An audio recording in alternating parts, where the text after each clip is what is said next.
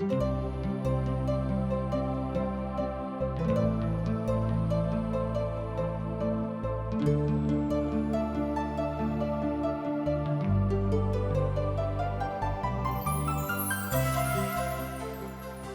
India द्वारा प्रस्तुत आशक इजोत में अहाँ के स्वागत अछि। यह कार्यक्रम हमरा के एकटा अवसर प्रदान करैत छथि कि हम बाइबल सँ जुड़ल चीज के अध्ययन क सकी आ यह जानू कि हमरा जीवन के लेल परमेश्वर के इच्छा की अछि। ई उद्देश्य के संग हम यह कार्यक्रम अहाँ के लेल प्रस्तुत क रहल छी। कृपया क देखू आ सुनू ताकि परमेश्वर अहाँ के जीवन के मार्गदर्शक ठहरे। आशाक इजोत मैथिली कार्यक्रम में एक बेर आर हम अहाँक अभिनंदन यीशु मसीह के मीठ आ पवित्र नाम से कह रहल छी। हमर श्रोता भाई बहिन, हमर मित्रवर, प्रभु यीशु मसीह के महिमा में अहाँ सब अपन जिंदगी के ल जा रहल छी। ऐसा नीक और ऐसा पैघ आ पवित्र आर दोसर कोनो गप नहीं भ सकै छै। प्रख्यात आ सुघड़ विद्वान कहैत छथि कि जे कियो प्रभु सँ ने राखैत छथि आ जे कियो प्रभु यीशु मसीह के नेतृत्व में अपन वाचा के ल क चल रहल छथि, ओहिसँ नीक एहि संसारक कोनो मनुख नहीं थिकाहा। हमर भाई बहिन, 11 अध्याय आ 12 अध्याय के अध्ययन करबाक लेल हमरा लोकनि उपस्थित भेलहुँ हैं। पोथीक त नाम अहाँ जानते छी, यहोशू। अध्याय 11 और 12 यहोशू के एक प्रख्यात आ सुघड़ जनरलक रूप में वा सेना नायकों के रूप में देखायल गेल छिक। एहिठाम एहि बातक दिस इशारा कयल गेल छैक कि हुनका सँ पैघ आजुक धरि एहि संसार में केओ सेना नायक नहीं भेलाह। किएक त ओहि काल में जतेक सुविधा आजुक दिन हमरा लोकनि देखैत छी नहीं रहैक, मुदा एहि के बादो जाहि तरह ओ इजरायली सेना के अगुवाई दिलेन, ओहि तरह के आजुक दिन धरि आर कतौ उदाहरण नहीं मिलैत अछि। यर्दनक उत्तरी क्षेत्रक बखान एहि बातक करैत अछि। तकरा बाद एहि क्षेत्र में यहोशू के नेतृत्वक बखान सेहो ई अध्याय में कयल गेल छै कि दुनू अध्याय में। तहन साबित होइ छै जे ओ कुशल सेनापति छलाह। उत्तरी कनानक ऊपर जहन विजय प्राप्त करैत छथि, ओहि बातक जँ अहाँ ध्यान से पढ़ के देखबे त पाएब कि कतेक नीक नेतृत्व हुनका में रहन। अर्थात प्रभु यीशु मसीह के संगति में ओ सैद घड़ी रहे वाला मनुख छलाह। ई सुनि के हासोरक राजा याबीन और मादोनोक राजा ओबाब और सिमरोनोक और आक्षेपक राजा के ओहिठाम से ओ ल गेलाह। और जे राजा उत्तरक दिस पहाड़ी देश में और ओहिठाम रहैत रहैत, जे दक्षिणी छिरा में छलाह, अराबा में और नीचा के देश में और पश्चिमक देश में छलाह, ओ दौरा करैत ओहिठाम देखायल गेल छै।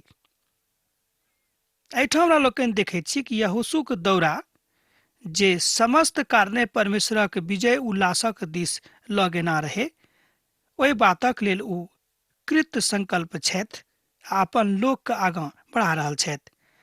और पूर्व आ पश्चिम देशक दिस रहय वाला कनानी सभा के सेहो हमरा लोकनि एहिठाम देखैत छियनि।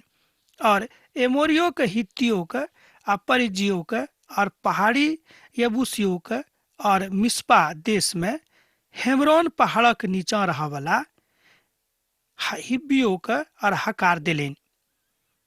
ओ अपन अपन सेना के संग जे समुद्रक कछारक बालू के किनारा के समान छलाह, असंख्य रहत, मिल कर निकाल लेलखिन।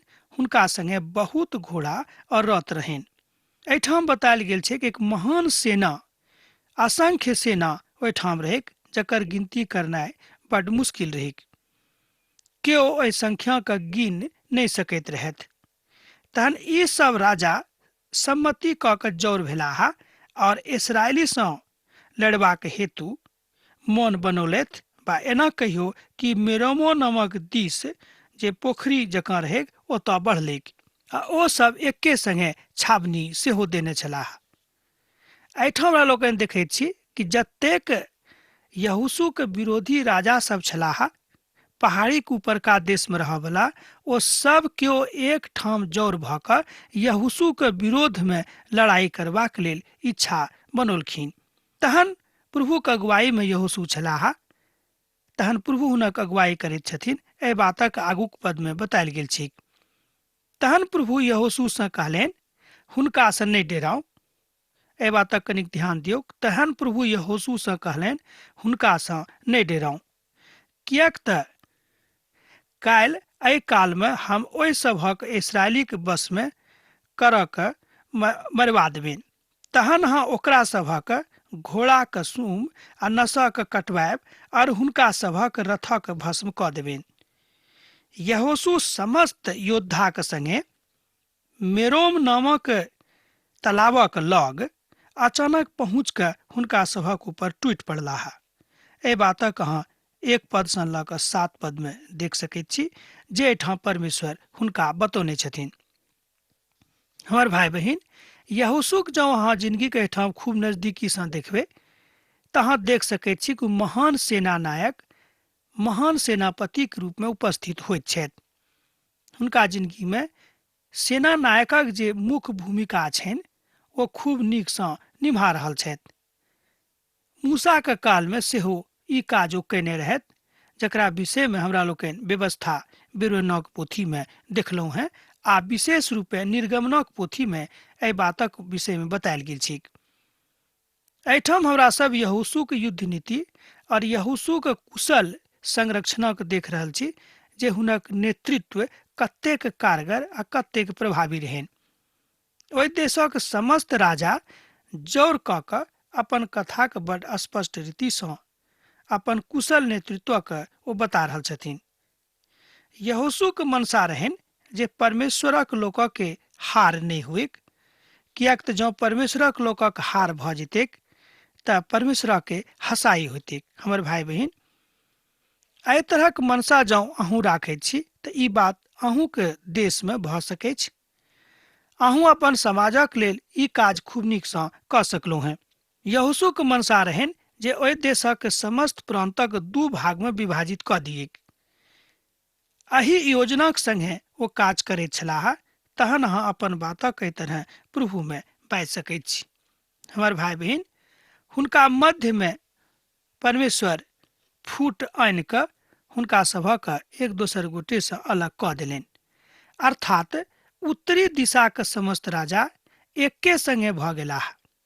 जँ अहाँ इतिहासक विद्यार्थी थिकहुँ हैं तऽ एहि कथा के खूब नीक से अहाँ बुझि सकैत छी। सिकंदर महानक जे पराजय भेलै एहि कारणे भेलै, किएक तऽ हुनका मध्य में फूट पड़ि गेल रहनि। तकरा बाद में जँ आधुनिक युग में हमरा लोकनि देखैत छी तऽ नेपोलियनक जिंदगी में सेहो एहि युद्ध नीति के अपनौने रहथि, मुदा अंत काल में जहन ओ अपन लोकक संगे एम्हर ओम्हर केलखिन तऽ हुनको बीच में फूट पड़ि गेलै आ मुदा ओ अपन नीति में असफल भऽ गेलाह। अहाँ एहि तरह बाजि सकते हो कि परमेश्वरक महिमा जँ अहाँक जिंदगी में अछि तहने अहाँ एहि सबटा बातक खूब नीक सँ बुझि सकैत छी। आ जँ परमेश्वर अहाँक लग में नहि छथि, परमेश्वरक आत्मा जँ अहाँक जिंदगी में नहि अछि तऽ अहाँ एहि विजय उत्सव के खूब नीक सँ नहि देख सकैत छी। अब यहोशू के विजय अभियान आरंभ भऽ जाइत अछि। 18 और 19 पद में जँ अहाँ देखबै तऽ एहि बात में स्पष्ट रीति से बतायल गेल छै कि यहोशू के विजय अभियान आरंभ भऽ गेल छै, अर्थात परमेश्वर हुनका विजयी बना रहल छथिन। हमर भाई बहिन, जहन परमेश्वर अहाँके विजयी बनौताह तऽ केओ अहाँके पराजित नहीं कऽ सकैत छथि। ओहि सब राजा लोग से युद्ध करैत करैत यहोशू के बड़ दिन लागि गेलनि। गिबोनो के निवासी हिब्बी के छोड़ि कऽ आर कोनो दोसर नगरी के लोग सब इस्राएली से संधि नहीं कैलथि आर समस्त नगरी के ओ सब लड़ि लड़ि कऽ जीत गेलखिन। एहिठाम हमरा लोकनि देखैत छी कि मात्र एक गोटे एहन छलाह, बा एना कहियो एक देशक राजा एहन छलाह जे इस्राएली सभक संगे संधि कऽ लेलखिन, मुदा और सब केओ हुनका संगे लड़ला आ पराजित भेलाह। हमर भाई बहिन, जे केओ परमेश्वरक ऊपर अपन महानता के विजयी बनाबे के कोशिश करता है वो निश्चित रूपेण पराजित भऽ जेथिन। यहोशूक लेल एकटा बड़ पैघ युद्धक काज छलनि, जाहिमे हुनका बहुत दिन लागि गेलनि। हमर भाई बहिन, जहन हमरा लोकनि कोनो काज करैत छी तऽ ओहिमे टाइम लागैत अछि, मुदा तकरा लेल घबराबै कोनो जरूरत नहि अछि। परमेश्वर के काल आबैत धरि अहाँके बाट जोहऽ पड़त।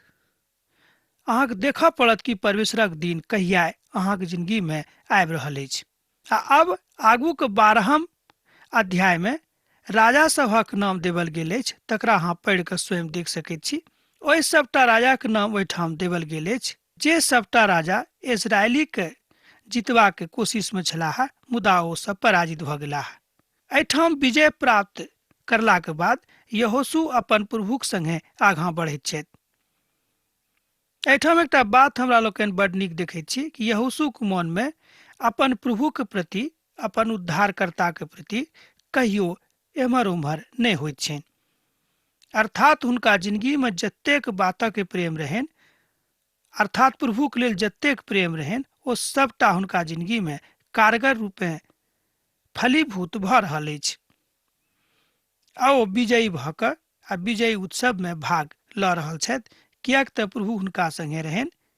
तैं यहोशू कहैत छथि कि युद्ध यहोवाक अछि, हमर युद्ध नहि अछि। एहि विषय में अहाँ बड़ विस्तार सँ जान सकलहुँ हैं जँ अहाँक लग पवित्र पोथी बाइबिल अछि। हमर भाई बहिन, हमरा सब जहन एहि संसार में रहैत छी तऽ अपन फायदाक लेल बहुत बात करैत रहैत छी।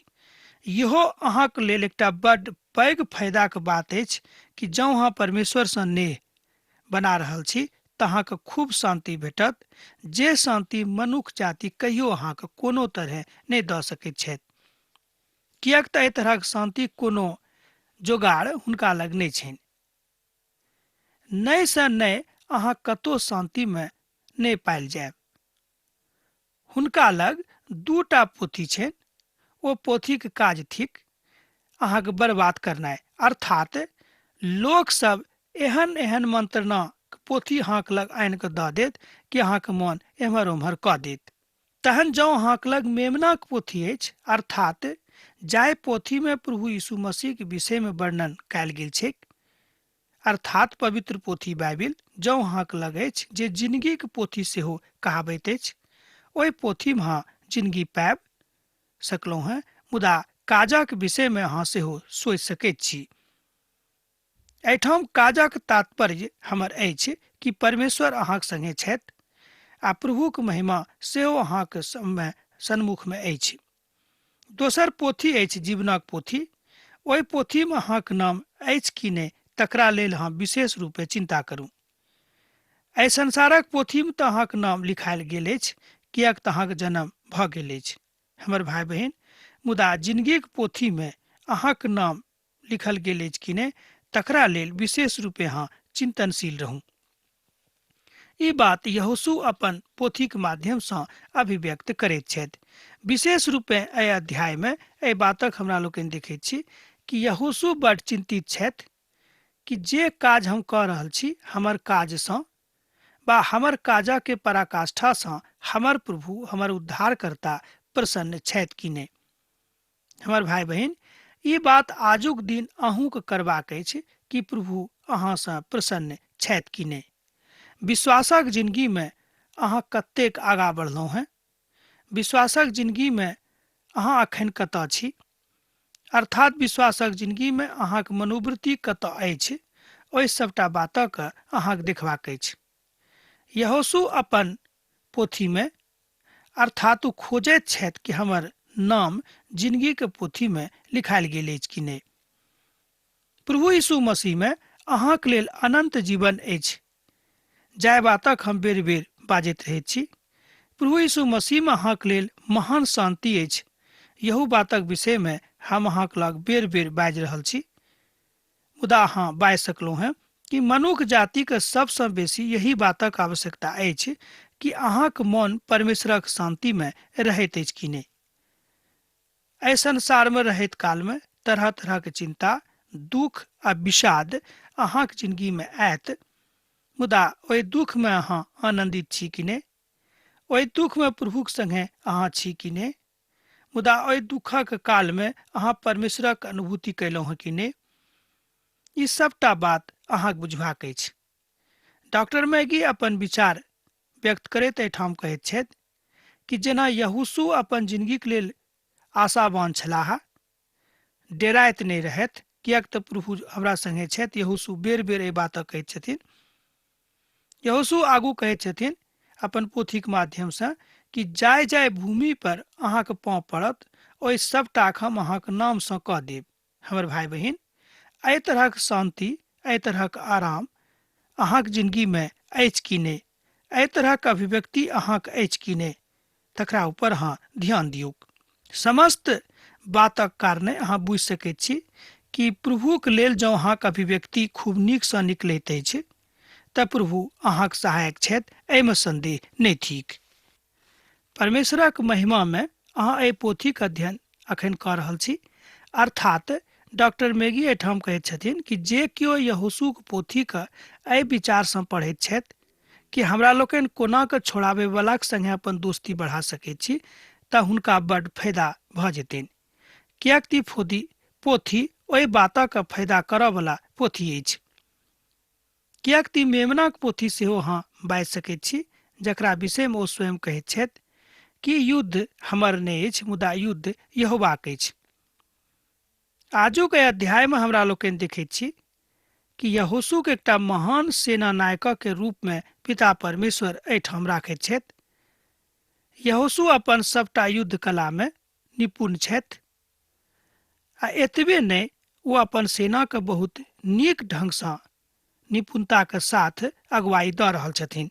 अहाँ बाजि सकलहुँ हैं कि यहोशू जकाँ सेना नायक बड्ड कम एहि संसारमे भेल अछि।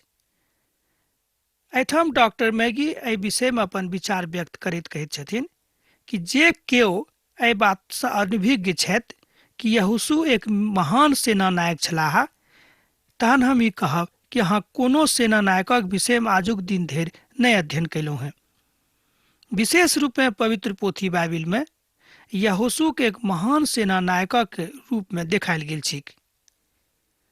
मूसाके संगे रहैत कालमे यहोशू एहि सबटा बातक खूब नीकसँ सिखलथि, आ एहि बातक बखान ओ अपन पोथीमे करैत छथि कि प्रभु हमरा एहि बातक लेल चुनने छथि, तहन हुनक काजक हम खूब सच्चाइसँ आ खूब सत्यतासँ भरि कऽ करब। एहि पोथीक नामक कारणे हमरा सब जाहि बातक सीख रहल छी, बड्ड फायदा अहाँके होइत, एहिमे संदेह नहि थिक। ध्यान प्रभुक दिस दियौक, किएक तऽ प्रभु अहाँक सहायक छथि आ प्रभु अहाँसँ प्रेम सेहो करैत छथिन। जहन अहाँ प्रभु यीशुक ऊपर अपन विश्वासक राखैत छी, जहन अहाँ अपन जिंदगीके प्रभु यीशु मसीहके हाथमे दऽ दैत छी, जहन अहाँ प्रभु यीशु मसीहके अपन उद्धारकर्ताके रूपमे ग्रहण करैत छी, तऽ ई सबटा बात यहोशूके पोथीसँ अहाँके जोड़ैत अछि, किएक तऽ यहोशूके पोथी छोड़ाबै वाला पोथीके दिस अहाँके लऽ जाइत अछि। हमर भाई बहिन, इएह कारण अछि कि पवित्र पोथीके हमरा लोकनि अध्ययन क्रमबद्ध रूपमे कऽ कऽ एहि सबटा बातक सीख रहल छी। अनंत कालक जिंदगीके लेल परमेश्वरक महिमा आ अनंत कालक जिंदगीके लेल परमेश्वरक बड़ाई आ हुनक अभिव्यक्ति, ई दुनू बात बड़ जरूरी अछि। यहोशू अपन युद्ध कलामे पारंगत दिखाई पड़ैत छथि, मुदा ई पारंगतताके ओ परमेश्वरक दिससँ पौने छथि, कोनो अपनासँ नहि। अर्थात एना अहाँ बाजि सकैत छी, कोनो अपन बुद्धि लगा कऽ नहि, मुदा परमेश्वरक बुद्धि लगा कऽ ओ एहि सबटा बातक कऽ रहल छथि। ओ सेना सभक बजा कऽ कहलनि, यहोशू, अहाँ सब ताबे धरि किछु नहि बाजब आ नहि तऽ जय जयकार करब, जाबे धरि हम ई नहि कहब कि प्रभु परमेश्वरक अहाँ जय जयकार करू। हमर भाई बहिन, एहिठाम यहोशू हमरा सबके बताबैत छथि कि अहाँ सब खूब नीकसँ प्रार्थनामे अपन जिंदगी बिताउ, आ जहन अहाँके परमेश्वरक अनुभूति भऽ जायत, तहने अहाँ परमेश्वरक लेल ई काज कऽ सकैत छी। अर्थात परमेश्वरक महिमामे अहाँ ओहि सबटा बातक अनुभूति अपना जिंदगीमे राखि कऽ दोसरो गोटेके सिखा सकैत छी।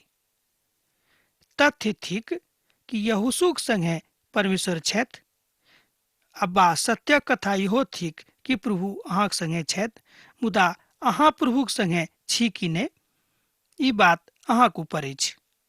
यहू बातक एहिठाम यहोशू खूब नीकसँ अभिव्यक्त कहि रहल छथिन। तहन एहि बातक रिकॉर्ड सेहो यहोशूक पोथीमे मिलैत अछि कि जे किओ यहोवाक संगे छथि, यहोवा हुनका संगे छनि, आ जे किओ यहोवाक अर्थात परमेश्वरके छोड़ि देने छथि, हुनका संगे परमेश्वर सेहो नहि छथिन, प्रभु हुनका छोड़ि देने छथिन। तहन एहि बातक अनुभूति अहाँ स्वयंमे कऽ सकैत छी, प्रभु अहाँक संगे छथि। एहिठाम यहोशूक जे सेना नायकक रूपमे देखायल गेल छै कि अध्यायमे, तहन यहोशूक महानता अहाँ एहिठाम देख कऽ एहि बातक सीख सकलहुँ हैं। अहाँ अपन जिंदगीके कालमे कतेक अनुग्रहित व्यक्ति छी, एहि बातक अहाँ तहने बुझि सकलहुँ हैं जहन अहाँ अपन जिंदगीके मूल्यांकन विश्लेषण प्रभुके आगूमे राखि कऽ करबनि कि हम प्रभुके लेल कतेक काज आजुक दिन धरि कयलहुँ हैं। एहि बातक डॉक्टर मैगी एहिठाम कहैत छथि कि हमरा सब केओ एहि बातक कहैत छी कि प्रभुके लेल हमरा लोकनि काज कऽ रहल छी, मुदा सत्य रूपे जहन एहि बातक सत्यापन होइत अछि तऽ हमरा लोकनि असफल देखाइ पड़ैत छी। की हमरा सब प्रभुक ऊपर निर्भर करैत छी? कनि ध्यान दऽ कऽ देखियौ। की हमरा सब प्रभु यीशु मसीह संगे चलैत छी? की हमरा सब संसारक दिस देख कऽ आ संसारक झकझकौआके देख कऽ परमेश्वरके छोड़ि दैत छी? ई सबटा बात हमरा सब गोटेके बुझबाक अछि। अब हम आजुक अध्ययनमे अहाँसँ इएह कहब कि परमेश्वर एहि बातक यहोशूक पोथीके माध्यमसँ हमरा सब गोटेके बता रहल छथि कि जे किओ अपन नामक लेल चिंतित नहि छथि कि हमर नाम परमेश्वरक पोथीमे अछि कि नहि, अर्थात जिंदगीके पोथीमे अखन धरि लिखायल गेल अछि कि नहि, तऽ हुनकासँ बेसी आओर केओ आलसी मनुख नहि भऽ सकैत छथि। हमर भाई बहिन, आलसी नहि मुदा खूब चमत्कृत व्यक्ति बनि जाउ, जाहिसँ प्रभुक नजरीमे अहाँ एकटा ताराक जकाँ चमकी आ प्रभु अहाँके अपन गोदमे बैसा कऽ, अपन गोदीमे लऽ कऽ स्वर्ग धाममे कहत कि अहाँ हमर धिया पुता थिकहुँ हैं। एहि तरहक कथा यहोशू एहिठाम बाजि रहल छथि आ एहि बातक अनुभूति हुनका अपन जिंदगीमे भऽ गेलनि कि हम प्रभुके संगे रहैवला लोक थिकहुँ हैं। परमेश्वरक महिमा हुनका जिंदगीमे रहनि, तैँ यहोशू बड्ड जोर दऽ कऽ एहिठाम बाजि रहल छथिन कि युद्ध तऽ यहोवाक अछि, युद्ध हमर नहि अछि। यहोशू और आगाँ कहैत छथि कि इजरायली सब जतऽ जतऽ गेलाह आ जखन इजरायली सब प्रभुक लग छलाह आ जखन प्रभु लग नहि छलाह, ओहि दोनों बातक अनुभूति इजरायलीके भऽ गेलनि। यहू बातक एहि पोथीमे बतायल गेल छी। हमर भाई बहिन, एहि अध्यायक जे मूल बात अछि कि यहोशू प्रभुक दृष्टिमे एक महान नायक के रूपमे, सेना नायक के रूपमे उपस्थित होइत छथि, अर्थात प्रभुके विश्वासमे ओ खूब नीक छथि, तहने प्रभु हुनका खूब आशीषित कऽ रहल छथिन। यही तरह हमरा लोकनि बाजि सकैत छी कि प्रभुक महिमा अहूँक जिंदगीमे भऽ सकैत अछि। अब हमरा एहिठाम रुकबाक आज्ञा दिअ, किएक तऽ अहाँसँ विदा होयके काल भऽ रहल अछि। हाँ, पाती लिखनाइ नहि बिसरायब। प्रभु यीशु मसीहके ने सैत घड़ी अहाँक जिंदगीमे बनल रहेक। आमीन। हमरा विश्वास अछि कि ई कार्यक्रम अहाँके लेल लाभदायक सिद्ध भेल अछि। हम चाहै छी कि अहाँ अपन आशीषके हमरा संग साझा करू। जँ अहाँके नजीक बाइबलसँ जीवनसँ संबंधित कोनो प्रकारके प्रश्न भऽ सकैत अछि तऽ अपन समस्याके लेल प्रार्थना करबाके लेल जँ चाहै छी तऽ हमरा फोन पर जरूर संपर्क कऽ सकैत छी। परमेश्वर अहाँ सबके एकटा सुखद आनंदित दिन प्रदान करैक।